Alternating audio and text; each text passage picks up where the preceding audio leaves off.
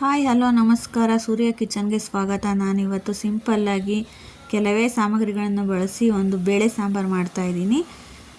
ಕುಕ್ಕರನ್ನು stove ಮೇಲೆ ಇಟ್ಟು 1 spoon ಎಣ್ಣೆಯನ್ನು ಹಾಕಿ, ಎಣ್ಣೆ ಬಿಸಿಯಾದ ನಂತರ ಸಾಸಿವೆ, ಕರಿಬೇವು, ಒಂದು ಹೆಚ್ಚಿದ ಈರುಳ್ಳಿಯನ್ನು ಹಾಕಿ 1-2 ನಿಮಿಷಗಳ ಕಾಲ ಫ್ರೈ ಮಾಡ್ಕೊತಾ ಇದ್ದೀನಿ.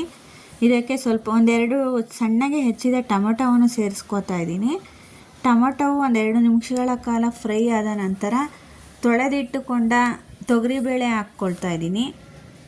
ನಂತರ 1-2 ಎಷ್ಟು ರುಚಿಗೆ ತಕ್ಕಷ್ಟು ತೆಂಗಿನ ತುರಿ ಹಾಕ್ಕೊಳ್ತಾ ಇದ್ದೀನಿ. 1-2 ಸ್ಪೂನ್ ಸಾಂಬಾರು ಪೌಡರ್, ಸ್ವಲ್ಪ ಅರಿಶಿನ ಪುಡಿ, ರುಚಿಗೆ ತಕ್ಕಷ್ಟು ಉಪ್ಪನ್ನು ಹಾಕಿಕೊಂಡು 1-2 ನಿಮಿಷಗಳ ಕಾಲ ಇದೆಲ್ಲವನ್ನು ಫ್ರೈ ಮಾಡ್ಕೊಳ್ತಾ ಇದ್ದೀನಿ. ನಂತರ ಇದಕ್ಕೆ ಅಗತ್ಯವಿರುವಷ್ಟು ಸಾಂಬಾರಿಗೆ ಬೇಕಾಗುವಷ್ಟು ನೀರನ್ನು ಹಾಕಿಕೊಳ್ತಾ ಇದ್ದೀನಿ. ನಂತರ ಕುಕ್ಕರ್ ಮುಚ್ಚಳವನ್ನು ಮುಚ್ಚಿ 1-5 ನಿಮಿಷಗಳ ಕಾಲ, ಅದು 4-5 ವಿಷಲ್ ಬರುವಷ್ಟು ಕೂಗಿಸಿಕೊಳ್ಳಬೇಕು.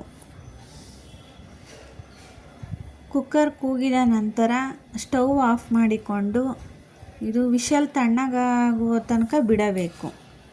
ವಿಷಲ್ ತಣ್ಣಗಾದ ಮೇಲೆ ಲಿಡ್ ಓಪನ್ ಮಾಡಿ 1-5 ನಿಮಿಷಗಳ ಕಾಲ ಈ ಸಾಂಬಾರನ್ನು ಸ್ಟವ್ ಮೇಲಿಟ್ಟು ಕುದಿಸಿಕೊಂಡರೆ ರುಚಿಕರವಾದ